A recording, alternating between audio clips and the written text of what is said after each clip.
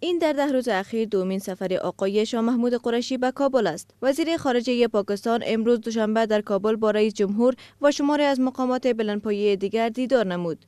سخنگوی وزارت خارجه افغانستان گفت آقای قریشی تعهد سپرده که کشورش آخرین تلاش‌هایش را در پیوند به صلح در افغانستان خواهد کرد و ابراز امیدواری کرده که در ماه ژانویه سال آینده گفتگوهای صلح صورت گیرد. پاکستان تعهد سپرد که برای آوردن صلح در افغانستان حد اکثر تلاش‌هایش بکنه و افغانستان با امن و با ثبات را به نفع جمهوری اسلامی پاکستان همچنین منطقه دانست. یک موردی که این بار پاکستان زیاد روش تاکید کرد مسئله مسئولیت پذیری مشترک منطقه برای آوردن صلح در افغانستان بود و حکومت جدید پاکستان بر تعهدش مبنی بر عدم مداخله در سیاست داخلی جمهوری اسلامی افغانستان تاکید کرد.